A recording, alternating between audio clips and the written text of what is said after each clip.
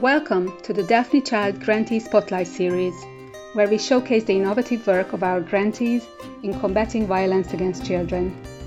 The Daphne-CHILD program is a collaborative initiative funded by the European Union, led by Eurochild and Terre des Hommes, empowering grassroots civil society organizations across 9 European countries through a comprehensive 3-year sub-granting and capacity building program.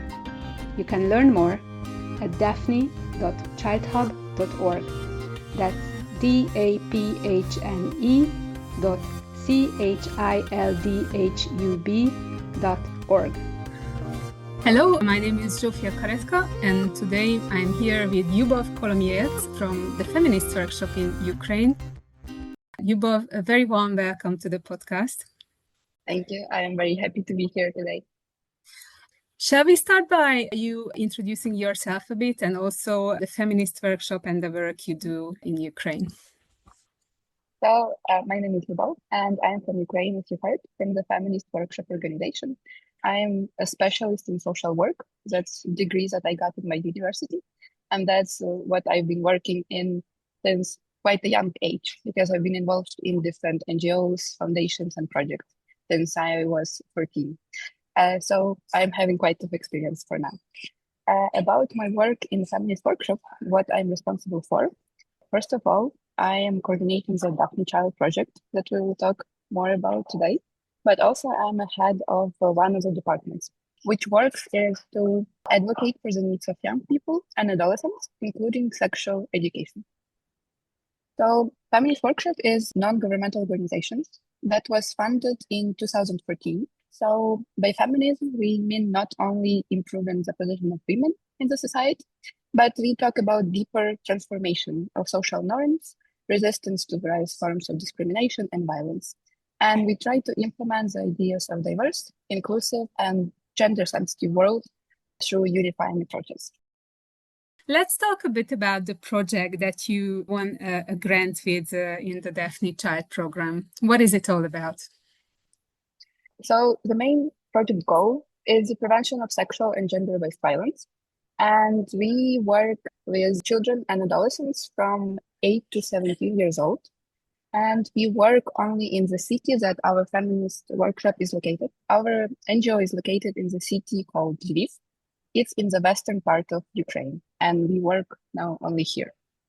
We have 3 directions. First, we do training classes in schools. And we are planned to do 24 such classes in schools, reaching at least 200 participants.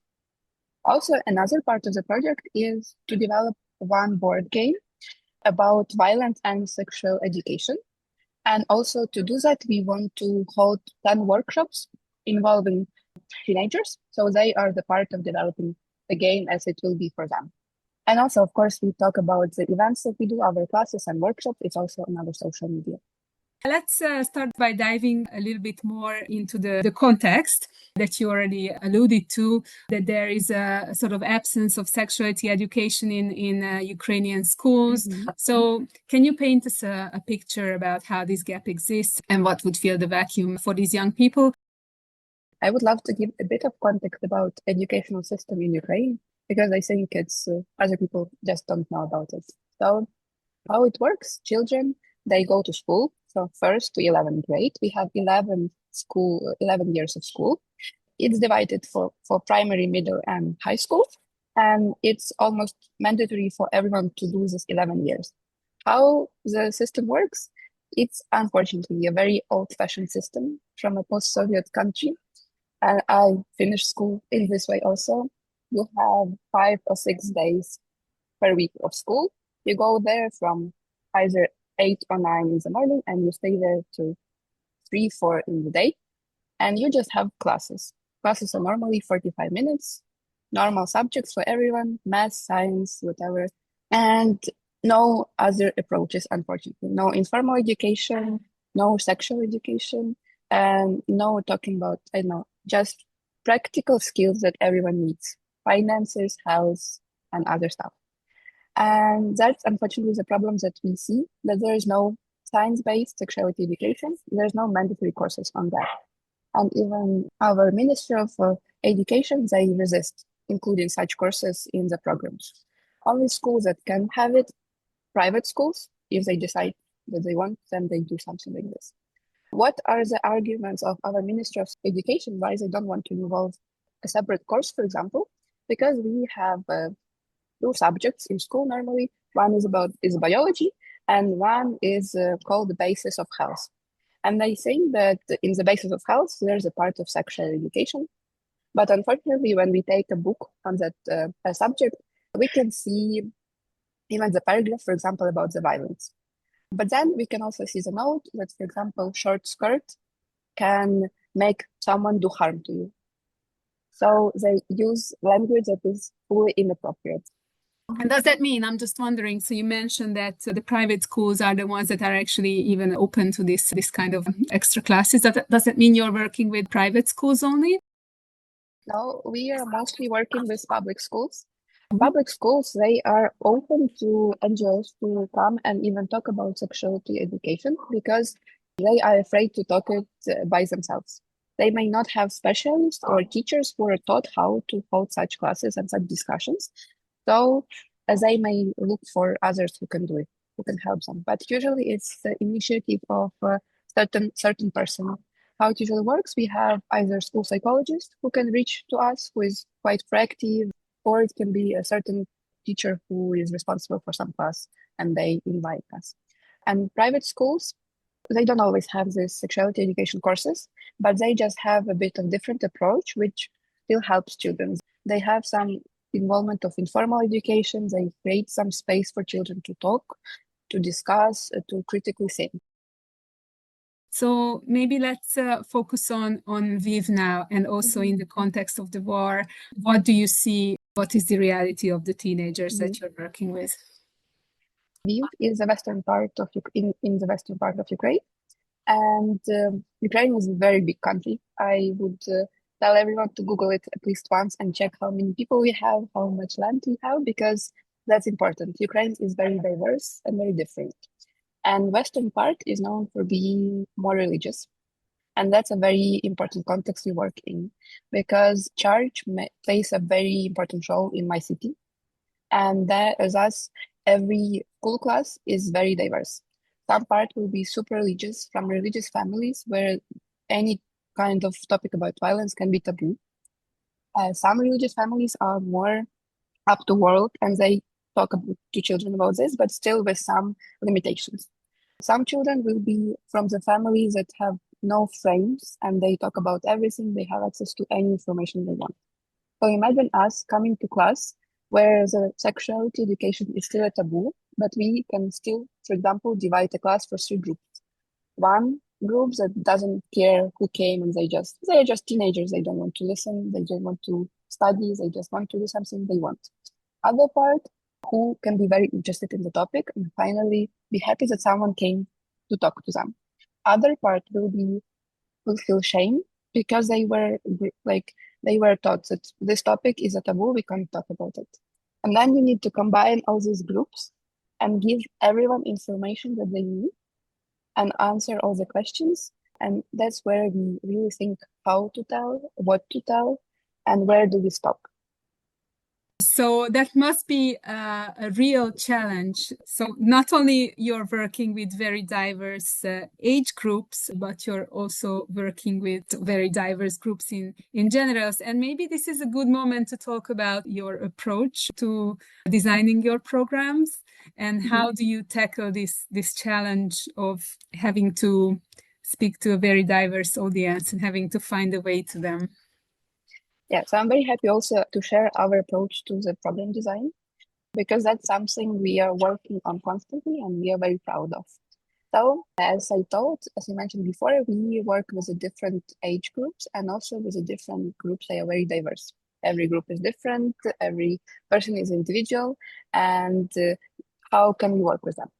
So what we came up with in the summer when we had our first training, we did a program that we thought was perfect, was so good. We took into account everything possible and we were super prepared. It was interactive, interesting, also some useful information. And we went to a group of children from aged 14, 17. And that's the first time we faced that our program has a lot of improvements to do on the way. What we saw that every group is different and everyone would agree that, but when you start working, you actually see how different they are. They have different backgrounds, they have different knowledge, they have different energy, just how much they want to involve into the topic you are coming with to them. So what we did? Firstly, we divided programs for the age. We have 3 programs now, and it may seem like, why would you divide even 14, 17-year-old group? But if you go to school, it's all 4 different classes, like it's from 8th to 11th grade. And it's a very also different group. Each group is different. So we even divided here, it may seem like 1 year difference, but there is difference. So then our programs are built as a puzzle or construct. They have a main idea and main topics that we should do and tell them, because we want to prevent violence in a way to raise awareness, discuss, and inform them. But then we look at the group. Which part will be longer? It depends on the group. Where they ask more questions, where they want to involve more. Sometimes we see some parties more boring for them, they engage more. Then we just tell what should be told, and then we move on.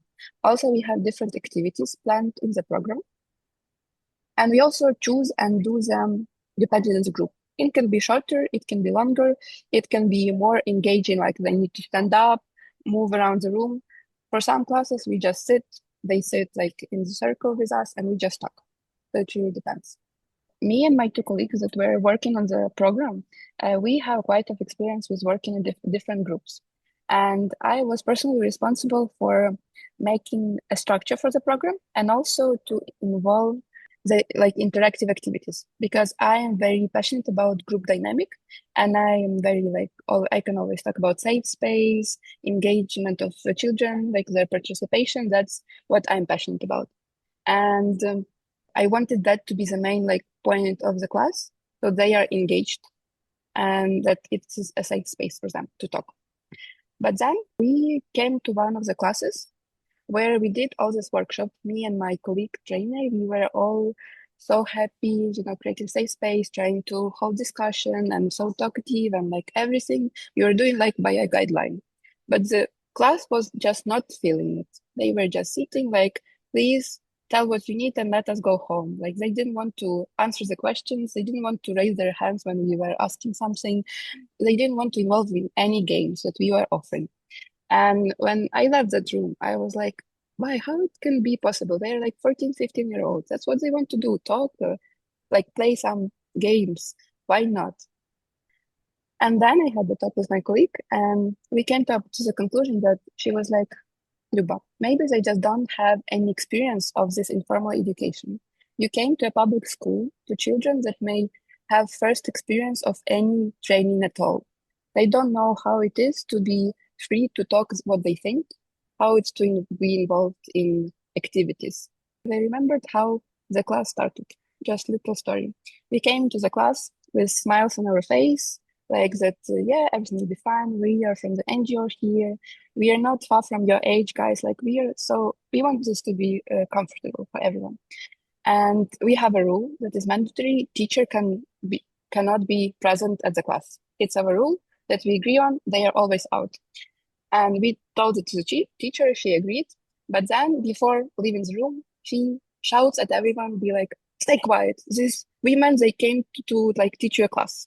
So you stay quiet and listen to them carefully. And then teacher leaves the room, and you need to still be happy and try to make them be engaged. But how it can be if every of the classes are like this? They need to be quiet, be disciplined, and just listen and sit. Yes, I can totally identify with this. I think I'm a fair bit older than you. I went to school in Hungary, which is a very similar schooling system. And I remember one of our teachers was trying to do things very differently and in the sort of spirit that you described. And in the school setting itself, it just didn't work. It was very hard for him to go against the system where the pupils are really trained to answer questions and expectations all day, and then you cannot just take them out for 1 hour. Yes. And expect them to go back. And that's also a very important point of our context. We work in schools, and mostly schools give us only one class. It's 45 minutes. That's why also our program is constructed. We have points that are mandatory for us to say, that we think are mandatory, but then other parts, it depends on the group, on time we have, because we don't want that, like them to feel that we are giving them a lecture. We don't want that. We want them to have a space for discussion, and that's what is the most important for us. I can see the challenge, and many other projects that I've been talking to in the podcast mention these challenges. And there are also really small details which you would think, which is like the time of the day. It really makes a difference whether that 45 minutes that you have, is it in the morning or is it at the end of the day? And also, very little thing that I also noticed. For some classes, for us to come, they cancel some other subject. And then these children are super happy because other subject was canceled, and now we just do something fun. But for other classes, they hold children longer in school, so we come and talk to them like an additional hour of work per day. And then they are not super satisfied at all, because why should we stay here at school? We want to go home and somewhere. Yes, so the challenges that you've been describing probably ring true, or at least familiar to other organizations as well that are trying to deliver workshops in schools, and that's regardless of the country. But let's not forget that Ukraine is also a country at war right now. And I'm just wondering, how does the context of the war affect your work? So, yeah, the full-scale war started in 2022. And that's when school systems also faced major challenges, because how can we still teach children how they can normally go to schools? In Lviv, it's considered a bit of a safer space. It's further from Russia, so children go to schools in person, because in many parts of Ukraine, school is online. Here, it's a big benefit for us that they go in person. But still, a lot of children are internally displaced people. So their families moved here because of the war.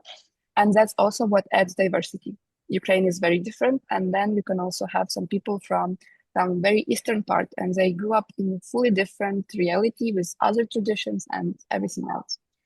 And I think when we talk about war, people really think about physical danger that also occurs for us, like rockets and drones that can be that are flying in a few minutes, and all the casualties and deaths that we unfortunately have.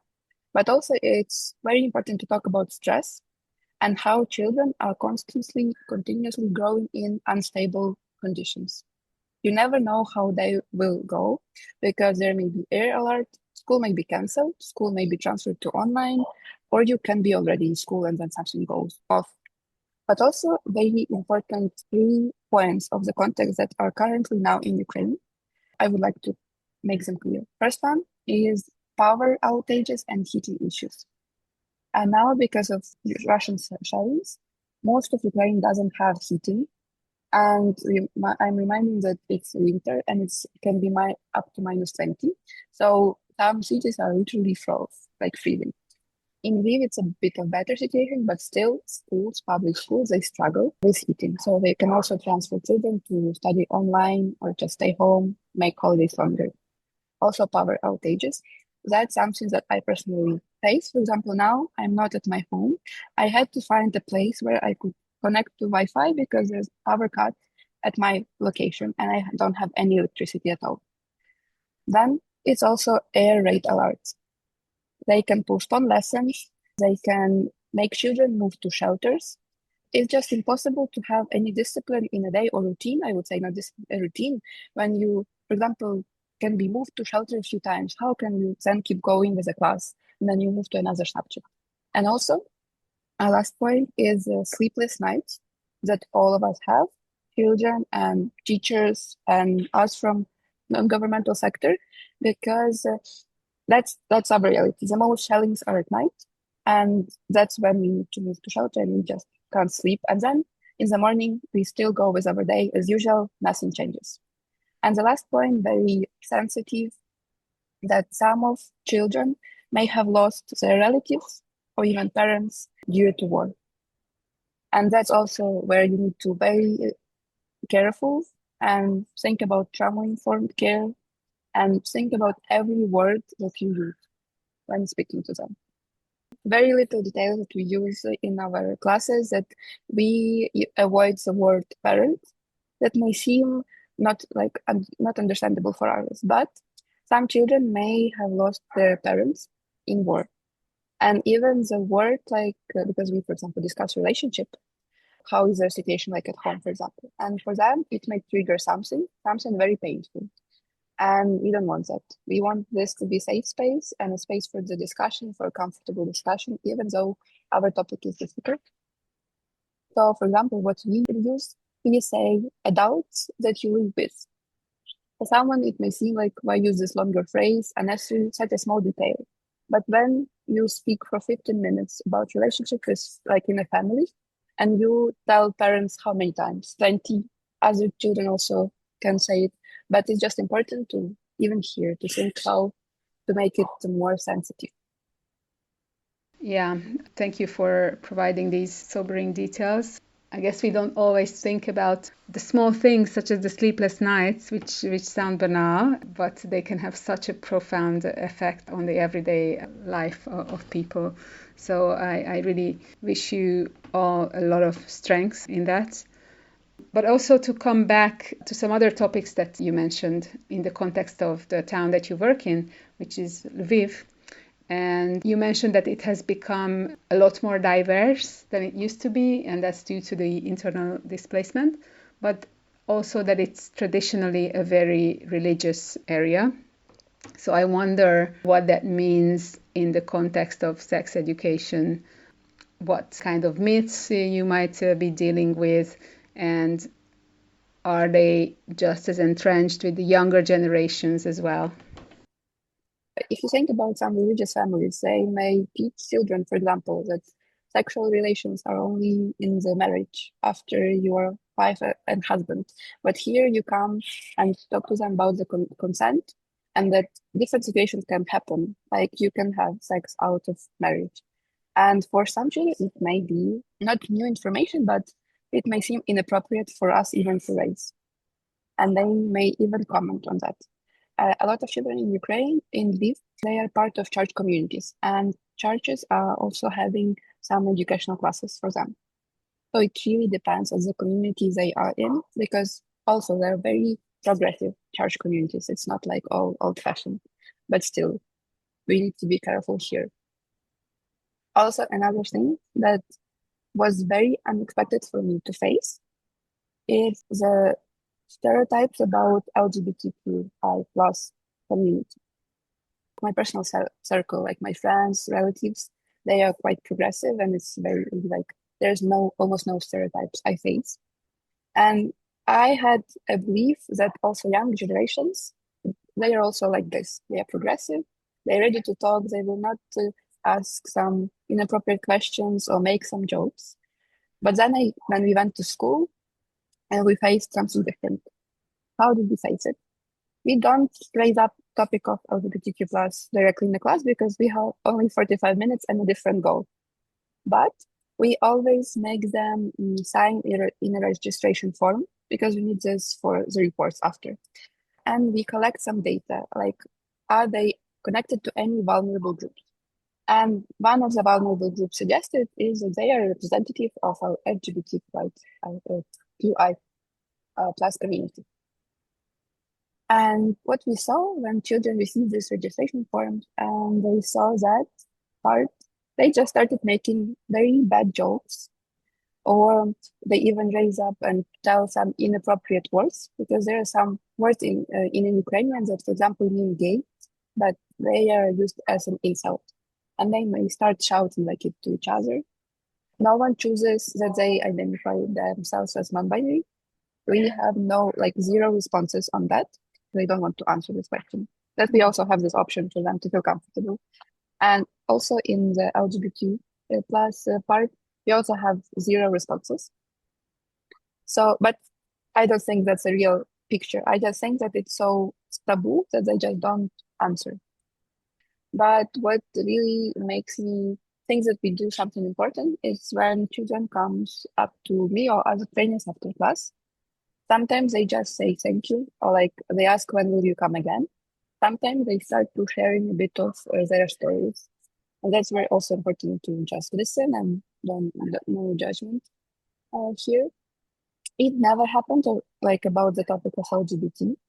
It was about more topics of relationship or situation with personal boundaries or violence, or maybe something they saw in the internet, in the TV show, and they just want to share. Or it's more like this. Okay, we have time for maybe one last question, and that's your key advice to other civil society organizations doing similar work. And you are working in an incredibly challenging context because of multiple reasons, and you are dealing with something really sensitive. For CSOs doing similar work, be confident that what you do is important. Don't ever doubt that it's maybe unnecessary, even if you face challenges. Because every child and every adult, they have a right for good education and access to information.